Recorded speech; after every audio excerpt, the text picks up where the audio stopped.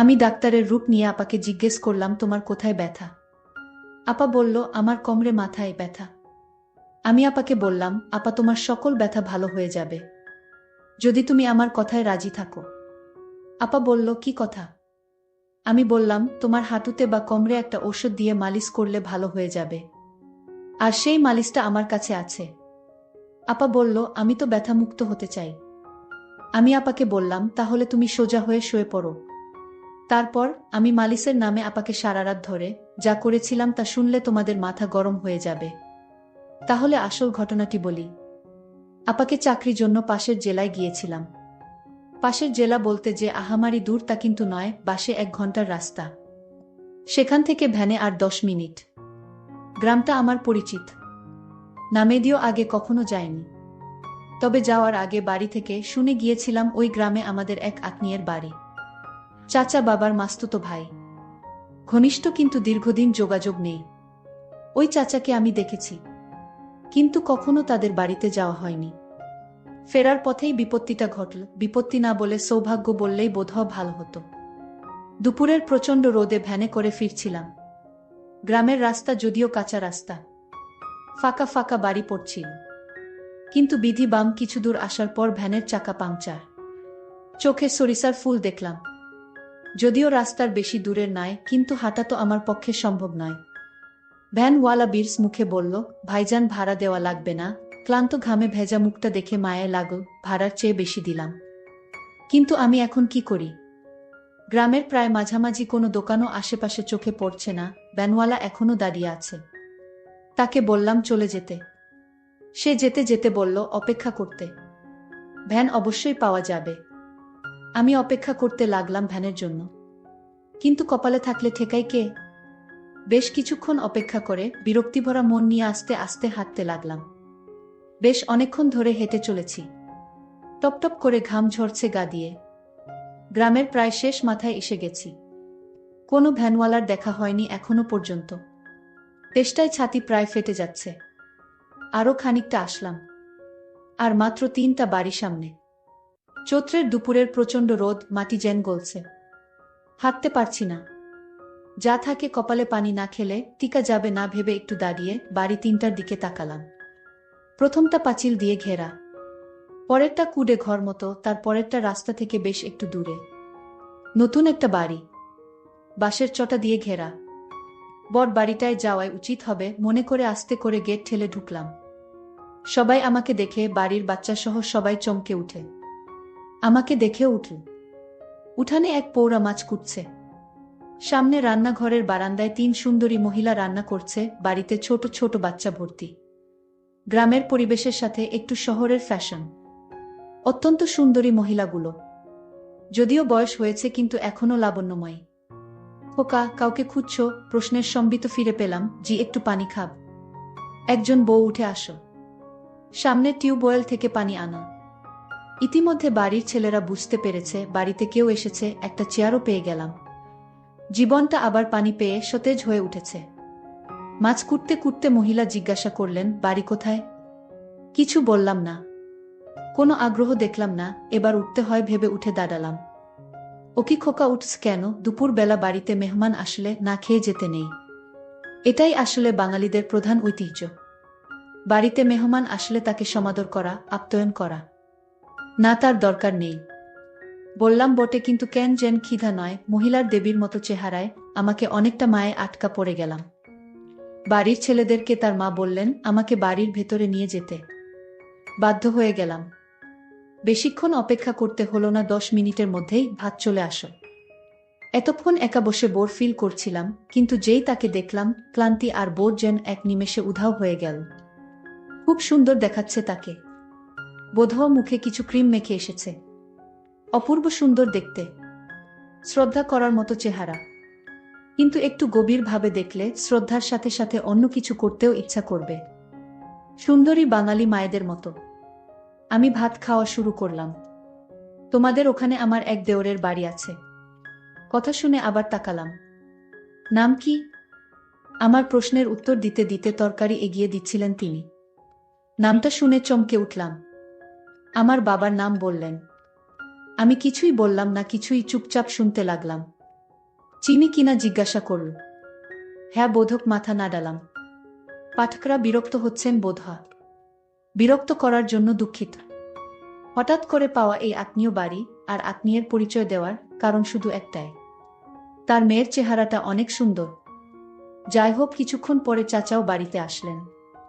খাওয়া দাওয়া শেষে বিশ্রাম, কিন্তু যেহেতু আমার সময় কম তাই চাচি আমাকে তার খাওয়া বন্ধ রেখে এগিয়ে দিতে আসলেন। ওই সামনের বড় বাড়িটা তোমার বড় আপাদের। ইতিমধ্যে জেনে গেছি আমার এই চাচির 4 ছেলে আর 2 মেয়ে। বড় মেয়েটার বাড়ি ওইটা। চল দেখা করে আসি। কোনো ছোটবেলায় তোমাকে দেখেছে। চাচির সাথে থাকতে কেমন যেন মায়া অনুভব করছিলাম। পৌঁছে গেলাম চাচির অল্প বয়সী ঘরে। অপরূপ সুন্দর এক মেয়ে। কোনো ছোটবেলায় তোকে দেখেছি। আসিস না কেন ভাই? আমরা তো পর আগে চাচা মাঝে মধ্যে আসতো, এখন তাও আসে না। রক্তের সম্পর্ক কি ভোলা যায়? একনাগাড়ে বলে চলেছে আপা। আমাকে পেয়ে যেন তার কথা ফুরাচ্ছে না। ও খোকন, দেখ কে এসেছে। বছর 20-এর এক ছেলে বেরিয়ে আসল ঘর থেকে। পরিচয় হল আপার ছেলে। ছোট নয়, 7 বছরের আরো একটা ছেলে আছে। তাকে দেখলাম না। শুনলাম স্কুলে গেছে। আরো অনেক কিছু শুনলাম। চাচি ইতিমধ্যে চলে গেছে। সেজন্য বোধহয় তাদের প্রতি আমার মায়া সবসময় বেশি। আর এমন মেয়ে দেখলেই জীবনের একটা কঠিন সিদ্ধান্ত নিলাম, আমার একটা কিছু করতে হবে। আমি তো লোভ সামলাতে পারছি না। বাস্তব উদাহরণ আমার সামনে। আবার খেতে ভাত খেতে হলো।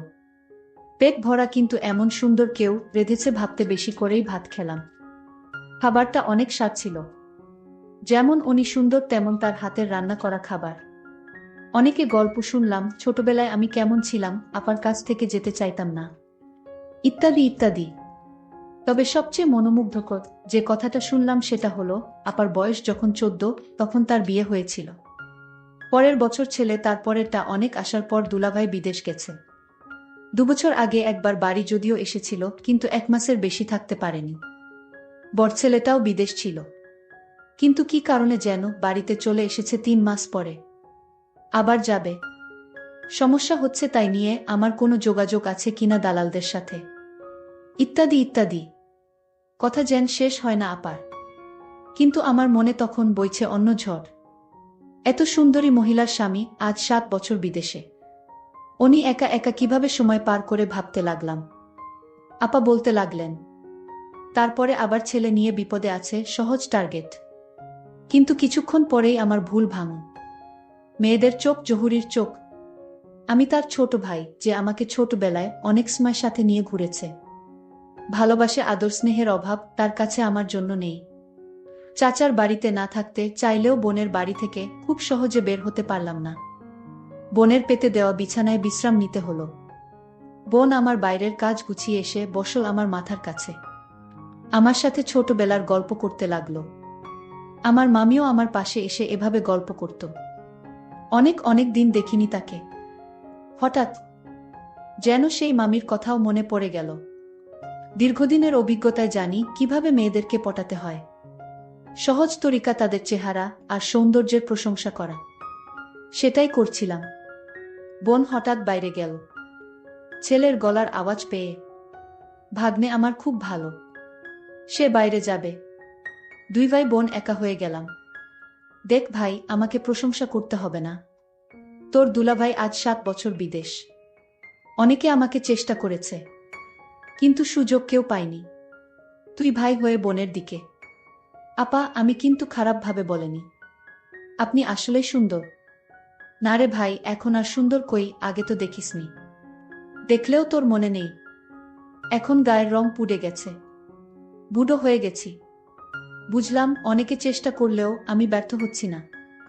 অসৎ কেবল কাজ শুরু করেছে। তবে সময় দিতে হবে, ধীরে ধীরে আগাতে হবে। তড়িঘড়ি করলে সব হারাতে হবে। অনেকক্ষণ থাকলাম, বিভিন্ন কথা বললাম, শুনলাম। আসার সময় অন্যায় আবদারটা করেই বসলাম। এগিয়ে দিতে এসে তার ছেলের ব্যবস্থাটা করার কথা আর বলল না। চিন্তায় পড়ে গেলাম, আমাকে কি খারাপ ভাবল। কাজের চাপে 2 দিন মনে ছিল না তার কথা। আসার সময় মোবাইল নাম্বার নিয়ে এসেছিলাম, হঠাৎ সন্ধ্যায় রিং বেজে উঠল। ভাই কেমন আছো? বোনের কথা এত তাড়াতাড়ি ভুলে গেলে? যথারীতি বোন বাড়িতে একা। কিন্তু যে অভাব নেই বুঝলাম তার কথাবার্তায়। আমাকে বসতে দিল কিন্তু বারান্দায়। এমন জায়গায় কিছু করা যাবে না। কৌশল খুঁজতে লাগলাম। বেশ কিছুক্ষণ কথা হলো বর ছেলে নিয়ে। তারপরে আসল কৌশল প্রয়োগ করতে গেলাম। অধিকাংশ মেয়েদের কিছু কমন রোগ থাকে। মাজায় ব্যথা, মাথা ঘোরা, চোখে ঝাপসা দেখা ইত্যাদি ইত্যাদি। ঘরে যাওয়ার সুযোগ পাচ্ছি না। আমি বারান্দায় চেয়ারে বসা, আর বোন দাঁড়িয়ে দাঁড়িয়ে আমার সাথে কথা বলছে। আপনার প্রেশার কেমন আপা? শরীরও তো খারাপ মনে হচ্ছে। আর বলো না ভাই, প্রেশার ঠিক আছে, কিন্তু মাঝে মধ্যে মাথা ঘোরে, বেশিক্ষণ দাঁড়িয়ে থাকতে পারি না। মাজায় ব্যথা হয়। আমি এখন চিন্তা করতে শুরু করলাম। কোথায় ব্যথা দেখান তো, এই ব্যথা কোনো সমস্যা নাকি, এখন এক ধরনের মালিশ পাওয়া যায়, ইত্যাদি ইত্যাদি। না থাক, দেখতে হবে না, ডাক্তার দেখাচ্ছি। আরে আপা, আপনি আমার কাছে লজ্জা করছেন। আপা, রোগ কিন্তু পুষে রাখতে নেই। এমনি আপনার অল্প বয়সে বাচ্চা হয়েছে। এ সমস্ত উপসর্গে পরে কিন্তু বড় রোগ হয়ে যেতে পারে। আরও দুলাভাই বাড়িতে নেই, এখন যদি আপনার একটা বড় রোগ হয়ে যায় তাহলে আপনার কি হবে ভেবে দেখেছেন আপা? ঘরে চলেন দেখি কোথায় সমস্যা। পুরন অভিজ্ঞতায় জানি এ সময় তাড়াহুড়া করতে যেমন নেই, তেমনি আয়ত্তের বাইরে যেতে ও দেওয়া যাবে না। তাহলে সব শেষ হয়ে যাবে। আপার আগে আমি ঘরে প্রবেশ করলাম, জানালা এখন অবধি বন্ধ। বিছানার উপর মশারি ঝুলছে। নিজে আগে যেয়ে বসলাম। আপাও আসল, কিন্তু দূরে টেবিলের কাছে দাঁড়াল। আপনার কোথায় ব্যথা হয় আসলে? আপা বললেন কোমরে, আর বেশি মাথায় ব্যথা হয়। আমার মাথায় বেশি ব্যথা হয়। নিঃশ্বাস নিতে কষ্ট হয়। আমার প্রশ্নে আমি জানি কি উত্তর দেবে, কেননা পরিশ্রম করার পর সবারই নিঃশ্বাস নিতে কষ্ট হয়। আপা উত্তরও তাই দিল। অনেকক্ষণ কাজ করলে নিঃশ্বাস নিতে কষ্ট হয়। শরীরে ব্যথা হয় কি? পাকা ডাক্তারের মতো প্রশ্ন করে যেতে লাগলাম। না, হালকা হয় বোধ হয়। বাম পাশে না ডান পাশে? মাঝে মাঝে হয় বাম পাশে। এর আগে কোনো চিকিৎসা নিয়েছেন আপা? না, আমি এর আগে কোনো চিকিৎসা নেইনি। কারণ বাড়ির নানান কাজে আমার সারাক্ষণ পড়ে থাকতে হয়। আর তাই সুযোগ পেলাম কোথায় ডাক্তারের কাছে যাওয়ার। আপা তুমি চিন্তা করো না, আমি ডাক্তারি পড়ালেখা করেছি। আমি প্রতিদিন একটা প্রাইভেট ক্লিনিকে রোগী দেখি। তারপর বোন বলল, তুই এত বড় ডাক্তার হয়ে গেছিস, সেটা তো আমি জানতাম না। আজ জানলাম। আমি বোনকে বললাম, তোমার যত সমস্যা আছে আমার কাছে বলো, আমি সমাধান করব। তোমার কি শুধু মাথা ব্যথা? তুমি তো মিথ্যা কথা বলছেন আমার সাথে। আপনার তো হাঁটুতেও ব্যথা হয়। হ্যাঁ হয়। নিঃশ্বাস নিতেও কষ্ট হয়। আসেন তো বসেন এখানে। আমি তাকে বললাম, নিঃশ্বাস নিন তো জোরে। আপা নিঃশ্বাস নিতে লাগল। আমি বললাম, আপা আপনার হাঁটুতে ব্যথা কতদিন ধরে? আপু বলল, অনেক দিন ধরে হাঁটুতে ব্যথা। আমি বললাম, আপা আমি আপনাকে একটা মালিশ দিব, সেই মালিশ যদি হাঁটুতে ব্যবহার করেন তাহলে ব্যথা দ্রুত ভালো হয়ে যাবে। আপা বলল, দেখ ভাই, আমি কোনো কাজকাম ঠিকমতো করতে পারি না। একটু বাড়ির কাজ করলেই আমার হাঁটুতে ব্যথা শুরু হয়ে যায়। আবার নিঃশ্বাস নিতে কষ্ট হয়। আমি আপাকে বললাম, আপা আপনি চাইলে এই রোগ থেকে মুক্তি পেতে পারেন। আমি বললাম, কিভাবে ভাই? আপা আপনি শুধু আমি যা বলবো তাই করবেন, তাহলেই আপনার শরীর থেকে সমস্ত ব্যথা সরে যাবে। আপনি আগের মতো ভালো করে ঘরের সমস্ত কাজ করতে পারবেন। আর আপনার নিঃশ্বাস নিতে কষ্ট হবে না। আমি ভাইয়ের কথা শুনে অনেকটা সাহস পেলাম। আমার পাশে এত বড় ডাক্তার থাকতে আমি তাকে কি হাতছাড়া করতে পারি? আমি বললাম, ভাই আমার এখন কি করতে হবে সেটা বল। আমি বললাম, আপনার হাঁটুর জয়েন্টে যে ব্যথা সেটা সরাতে গেলে আমি একটা ঔষধ দিব, সেটা দিয়ে প্রতিদিন ভালো করে মালিশ করতে হবে। তাহলেই ব্যথা সরে যাবে। আমি বললাম, তাহলে ভাই দাও সেই ওষুধ, আমি মালিশ করে নিব। ভাই বলল, তুমি নিজে নিজে তা পারবে না। আমি একদিন দেখিয়ে দিব, তারপর অন্য কাউকে দিয়ে মালিশটা করালেই ব্যথা কমে যাবে। ঠিক আছে ভাই, তাহলে তুমি ওষুধটা দিয়ে মালিশ করে দেখিয়ে দাও, আমি পরে বুঝে নিব। আমি মনে মনে ভাবলাম, আপা এইমাত্র লাইনে আসছে। আসলে আপার সত্যি সত্যি হাঁটুতে ব্যথা ছিল। আমি বললাম, আপু আজ তোমার বাড়িতে রাতে কে কে থাকবে? আপা বলল, কে আর থাকবে, আমি আমার ছেলে, আর কেউ তো নাই। আমি বললাম, তাহলে আপা আপনি আজ একা রুমে ঘুমাবেন? আপা বলল, কেন? আমি বললাম, আপনার জন্য আমি মালিশ নিয়ে আসবো তাই। ও তাই, ঠিক আছে, আমি তোমার জন্য অপেক্ষা করছি। আমি আপাকে বললাম, আপা আমি ফার্মেসি থেকে আপনার জন্য মালিশটা কিনে নিয়ে আসছি। আপা বলল, তুমি আমার জন্য এত কিছু করছো। আমি বললাম, ভাই তার বোনের জন্য এইটুকু করতে পারবে না। আমি মনে মনে চিন্তা করতে লাগলাম, এতদিনের স্বপ্ন আজ আমার পূরণ হতে চলেছে। আমি বাজার থেকে আপার বাসায় আসলাম। আপা বলল, তোমার জন্য আজ ভালো কিছু রান্না করেছি, আসো খেয়ে নাও। তারপর রাতের খাবার খেয়ে আমি বললাম, আপা তুমি এবার রুমে যাও, আমি আসছি। আপা তার রুমে গেল। আমি তার রুমে গিয়ে দরজা বন্ধ করে দিলাম। তারপর আপাকে বললাম, আপা আমি এবার তোমার চিকিৎসা শুরু করতে পারি। আপা বলল, না আমি তোমার লক্ষণ বুঝতে পেরেছি। আমি এইমাত্র চাচা আমার কাছে ফোন দিছিল। আমি চাচাকে বললাম, তোমার ছেলে নাকি ডাক্তার হয়ে গেছে। চাচা বলল, আরে কি বলো, ও তো মেট্রিক পাশ করেনি, তাহলে ও কি করে ডাক্তার হবে? ওর এসব ভণ্ডামি ছাড়া আর কিছুই নয়, ওর কথা তুমি বিশ্বাস করো না। আমি বললাম, আপা আসলে আমি। চুপ, তুই আর একটা কথাও বলবি না। তোর মতো মিথ্যাবাদীকে আমি কিছুইতে পছন্দ করি না। তুই এখন বের হয়ে যা। আমি তোকে অনেক বিশ্বাস করেছি, আর সেই বিশ্বাসের সুযোগ নিয়ে তুই আমার সাথে। ভাবতেই পারছি না। চলে যা আমার ঘর থেকে, তোর এই মুখ আর আমি দেখতে চাই না। আমি বাধ্য হয়ে আপার রুম থেকে বের হয়ে চলে আসলাম। আমার স্বপ্ন আর পূরণ হলো না। বন্ধুরা, আজকে গল্পটি কেমন লাগলো তা অবশ্যই কমেন্ট করে জানাতে ভুলবেন না। আর এরকম মজার মজার গল্প পেতে আমার চ্যানেলটিকে সাবস্ক্রাইব করে পাশে থাকবেন। ধন্যবাদ।